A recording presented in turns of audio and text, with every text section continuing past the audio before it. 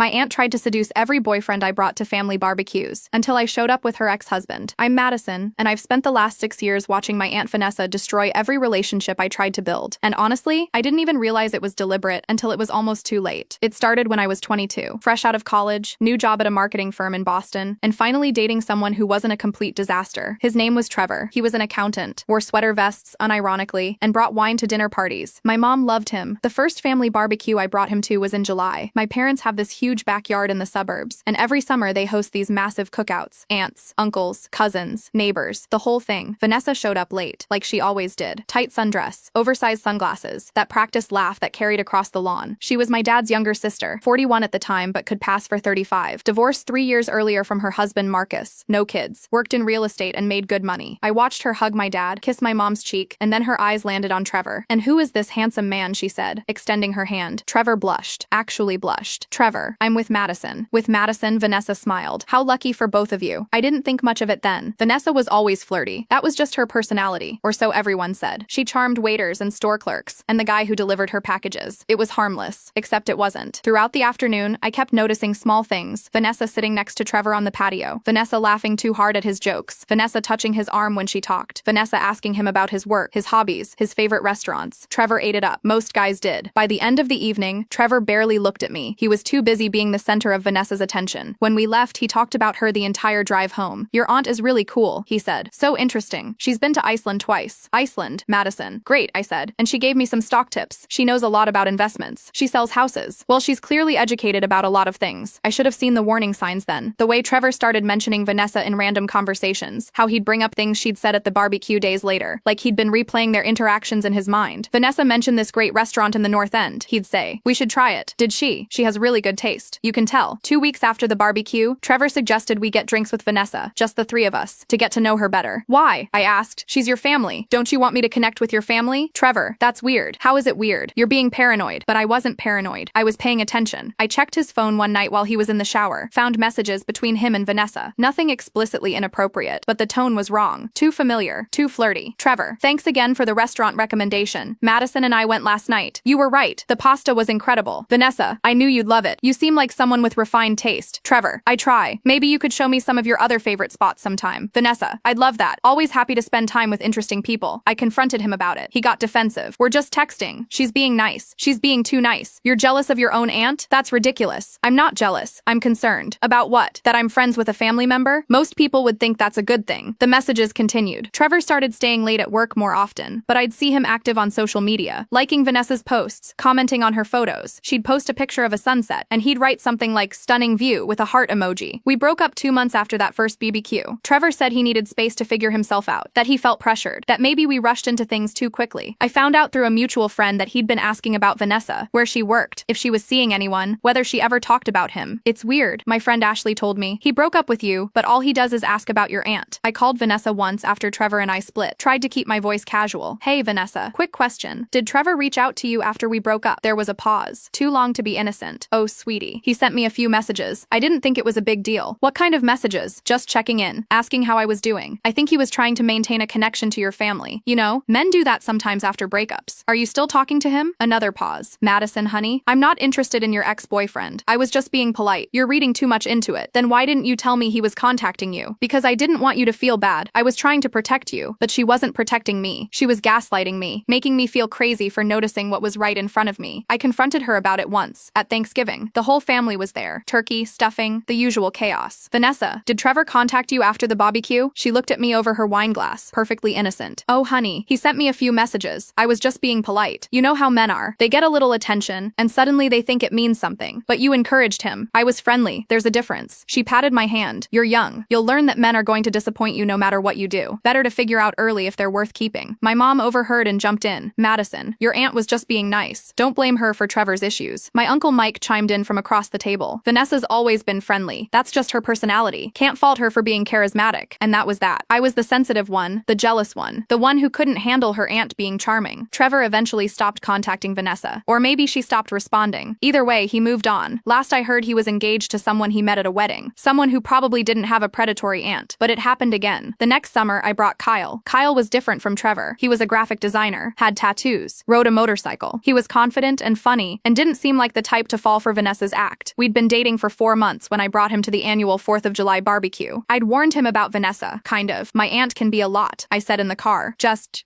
don't take it personally if she's overly friendly. Kyle laughed. Madison, I'm 26 years old. I think I can handle a friendly aunt. Famous last words. Same barbecue, same backyard, same Vanessa. Except this time, she tried harder. She showed up in cut-off denim shorts and a black tank top, edgier than her usual look, like she'd studied Kyle's Instagram and adjusted her style accordingly. You must be Kyle, she said, not bothering to shake his hand. She just looked at him, head tilted, appraising. Madison mentioned you were artistic. I can see it. Yeah? Kyle seemed flattered. How? The way you carry yourself. The tattoos, obviously, but also something in your eyes. You see the world differently than most people. I wanted to roll my eyes, but Kyle was eating it up. Within an hour, Vanessa had Kyle explaining each of his tattoos. She traced the one on his forearm with her finger, taking her time. This line work is incredible, she said. Who's your artist? Guy named Danny in Cambridge. I've always wanted to get inked, but never found a design meaningful enough. She looked up at him through her lashes. Maybe you could help me choose something. You'd know what would work. Sure, Kyle said, not even glancing at me. I'd be happy to. They spent the next 2 hours by the fire pit, just the two of them. Vanessa brought them drinks, asked about his work, his art, his dreams, told him about galleries she knew, people she could introduce him to. You're really talented, she kept saying. More people should see your work. I sat with my cousins on the other side of the yard, pretending I didn't notice. But my cousin Brianna noticed everything. Your aunt is kind of intense, Brianna whispered to me. Yeah, is she always like that with your boyfriends? I looked at Brianna, really looked at her. She was 19, observant, didn't miss much. You noticed. Everyone notices, Madison. We just don't say anything, because, well, she's Vanessa, and your parents always make excuses for her. What do you mean everyone notices? Brianna glanced around, making sure no one else was listening. Last year with Trevor, it was so obvious. She literally monopolized him the entire party. And now with Kyle, same thing. She's doing it on purpose. But why? Brianna shrugged. Some people can't stand not being the center of attention. Or maybe she's jealous of you. You're young. You have your whole life ahead of you, and she's divorced and alone. She chose to be alone. Did she though? From what my mom said, Marcus left her. She didn't want the divorce. This was news to me. I thought it was mutual. No way. My mom said Vanessa was devastated. Begged him to stay. But he was done. I filed this information away. Watched Vanessa throw her head back laughing at something Kyle said. Watched Kyle lean in closer, drawn to her like a moth to a flame. The drive home was quiet. Kyle kept checking his phone. Did Vanessa text you? I asked, trying to sound casual. What? No. Why would she text me? You guys seem to really hit it off. She's cool. Knows a lot about the art scene. She sells houses. She has a lot of interests, Madison. Not everyone fits into one box. Over the next few weeks, Kyle's personality shifted. He became distant, critical. He'd compare me to Vanessa in small ways. Vanessa mentioned this documentary about street art. Have you seen it? No. She thinks I should expand my portfolio into installation work. What do you think? I think you should do whatever makes you happy. That's such a generic answer. Vanessa actually engages with my ideas. I checked his phone one night, found messages. Lots of them. Kyle had sent Vanessa photos of his work. She responded with lengthy, detailed feedback, praised his talent, suggested galleries he should approach, invited him to an art opening. Kyle, Madison isn't really into the art scene. It's hard to share this part of my life with her. Vanessa, not everyone can appreciate creative people. It takes a certain depth. Kyle, she's great, don't get me wrong, but sometimes I feel like we're on different wavelengths. Vanessa, you deserve someone who truly sees you. I felt sick reading it. Vanessa wasn't just flirting. She was actively undermining my relationship, planting seeds of doubt in Kyle's mind. I confronted him, showed him the messages. You're going through my phone now, he said. That's a violation of trust. You're emotionally cheating on me with my aunt. I'm not cheating. We're just talking about art. Kyle, she's manipulating you. Or maybe she just gets me in a way you don't. We broke up a week later. Kyle said he needed to focus on his career, that he couldn't be in a relationship with someone who didn't understand his artistic vision. 2 days after we broke up, I saw Vanessa had posted a photo on Instagram. She was at an art gallery. Kyle was in the background. They were standing close, talking. I called Brianna. Did you see Vanessa's Instagram? Yeah. Wow. She's really shameless. What do I do? Tell your parents. Tell everyone. Make them see what she's doing. But I couldn't, because I knew what would happen. They'd make excuses. Say Vanessa was just being supportive. That Kyle and I broke up for our own reasons. So I didn't say anything. Just unfollowed both of them on social media and tried to move on. Kyle and Vanessa's friendship lasted about 6 weeks. Then I noticed he'd unfollowed her. When I ran into him at a coffee shop months later, he looked embarrassed. Hey Madison. Kyle. Awkward silence. For what it's worth, he said quietly. I'm sorry. About everything. Your aunt. She got in my head. Made me think things that weren't true. What happened? She stopped responding to my messages once you and I were done. I realized she was never actually interested in helping my career. She just wanted to mess with your relationship. Yeah, I was an idiot. Yeah, he left. I never saw him again. I stopped bringing boyfriends to family events after that. For almost a year I went alone, made excuses, said I was focusing on my career, which was partially true. I'd gotten a promotion at work, was traveling more, had less time for dating, but really, I was scared. Scared to let anyone into my life knowing Vanessa would just destroy it. My mom worried, called me constantly. Madison, sweetie, are you okay? You seem withdrawn. I'm fine, mom, just busy. You used to bring boyfriends around. Now you don't even talk about dating. I'm taking a break break because of what happened with Trevor and Kyle. Honey, those relationships just weren't meant to be. Right. She didn't get it, didn't see the pattern, or maybe she saw it and chose to ignore it because acknowledging it would mean confronting Vanessa, and no one wanted to do that. Christmas that year was painful. Vanessa held court as usual, telling stories about her real estate deals, her travels, her exciting life. She asked me about work, about my apartment, about my plans. Still single? She asked over dessert, voice dripping with false concern. Yes, that's too bad. You're such a catch. I don't understand why you can't seem to make relationships work. My dad cleared his throat. Vanessa, that's not really. I'm just saying Madison's a beautiful girl. Smart, funny. There must be something getting in the way. Everyone at the table shifted uncomfortably. My cousin Brianna shot me a sympathetic look. Maybe I just haven't found the right person, I said evenly. Or maybe you're too picky. Sometimes we have to compromise, you know? Can't expect perfection. Like you did with Marcus? The words were out before I could stop them. Vanessa's fork clattered against her plate. Excuse me? You and Marcus? You compromised? Her face went cold. Marcus and I didn't work out because he couldn't handle a strong woman. But nice try deflecting from your own issues. I don't have issues. Everyone has issues, sweetheart. Some of us are just better at managing them. My mom jumped in. Okay, let's change the subject. Who wants more pie? But the damage was done. Vanessa spent the rest of the evening shooting me pointed looks, making little comments, reminding everyone that she was successful, desired, in control. I left early. Brianna walked me to my car. She's horrible, Brianna said. I don't know how you deal with her. I don't. That's why I stopped bringing boyfriends around. That's not fair though. She wins if you do that. What's the alternative? Brianna thought for a moment. Fight back. How? I don't know yet, but there has to be a way. Then I met Jordan. Jordan was different from Trevor and Kyle. He was 34, a lawyer, confident in ways that the others weren't. He'd been married before, divorced for 2 years. He had his own house, his own life, his own sense of self. We met at a friend's dinner party. He was charming but not performative, interesting but not desperate to prove it. We talked for hours about everything and nothing. On our third date, he asked about my family. Pretty standard, I said. Parents, some cousins, the usual. Any siblings? No, just me. Must have been nice. Only child means all the attention. I laughed. Not quite. My Aunt Vanessa usually steals the show at family events. Ah, every family has one of those. Yeah, I didn't tell him about Vanessa's behavior. Not yet. I wanted to see if this relationship had legs before introducing that complication. Jordan and I dated for 3 months before I brought him to a family event. It was Easter. Smaller gathering than the summer barbecues, but still the core family members, including Vanessa. Before we went, I sat Jordan down. I need to warn you about my aunt, I said. Warn me. He laughed. What's she going to do? She's going to flirt with you. A lot. And it's going to be intense. Jordan squeezed my hand. Madison, I'm 34 years old. I think I can handle a flirty aunt. It's more than that. She has a pattern. With my boyfriends. What kind of pattern? I told him. Everything. Trevor, Kyle. The others I hadn't even mentioned yet. A guy named Brett. I dated for 6 weeks, who became obsessed with Vanessa after one family dinner. A guy named Anthony, who Vanessa convinced to apply for a job in her real estate firm, which meant he'd be working directly under her. Jordan listened carefully. That's not flirting. That's predatory. The word hung in the air. Predatory. I'd never let myself think it, but hearing Jordan say it made something click into place. My family doesn't see it that way. Has anyone ever confronted her? I tried. Everyone makes excuses for her. Jordan was quiet for a moment. Okay, then we handle it together. When she tries her act, I'll shut it down. Politely but firmly. You think that'll work? It's worked in other contexts. Boundary setting is pretty universal. I wanted to believe him, but I'd seen Vanessa in action. She didn't respect boundaries. Easter dinner started normally. My mom had made ham. My dad was in a good mood. Cousins scattered around the dining room. Vanessa showed up in a white dress, hair perfect, carrying a bottle of expensive wine. Happy Easter, everyone, she called. Her eyes found Jordan immediately. I saw the calculation in her expression, the assessment. Madison, she hugged me, then turned to Jordan. And you must be Jordan. Nice to meet you. She shook his hand, held it a second too long. A lawyer. How impressive. Corporate law. Pretty boring stuff. I doubt that. I bet you have all kinds of fascinating stories. Jordan smiled politely, but didn't elaborate, didn't take the bait. Vanessa tried again. Madison's never dated a lawyer before. You're a step up. I'm just myself, Jordan said. Not really a step in any direction. Subtle deflection. I was impressed. Throughout dinner, Vanessa kept trying. Asked Jordan about cases he'd worked on, about law school, about his house, about his interests. Jordan answered politely but briefly, and every time he'd redirect the conversation to include me or someone else at the table. Madison and I actually went to a great exhibit at the MFA last week, he'd say. Or my cousin deals with that. He could probably explain it better. Vanessa's smile got tighter with each deflection. After dinner, she cornered Jordan in the kitchen. I watched from the doorway, unseen. So Jordan, she said, voice lower, more intimate. How serious are you and Madison? Pretty serious. That's sweet. She's had such bad luck with relationships. I worry about her. She seems fine to me. Well, you haven't known her that long. She can be difficult sometimes. Sensitive. Takes things too personally. Jordan set down the glass he was drying. Funny. I haven't experienced any of that. Give it time. Or maybe she's not the problem in her past relationships. Vanessa's eyes flashed. Meaning people are usually who they are. If someone seems sensitive or difficult, there's usually a reason. Are you implying something? Just making an observation. Vanessa forced a laugh. You're very loyal. That's admirable. Just don't say I didn't warn you when things get complicated. I'll keep that in mind. He walked out of the kitchen, found me in the hallway. Interesting woman, he said quietly. What did she say? Tried to convince me you're difficult and sensitive. Classic triangulation. She's done this before. With all of them. Jordan put his arm around me. I'm not all of them. For the first time in years, I believed a relationship might actually survive Vanessa. We made it through Easter, through Memorial Day, through my birthday dinner where Vanessa showed up with an extravagant gift and spent the entire evening trying to engage Jordan in conversation.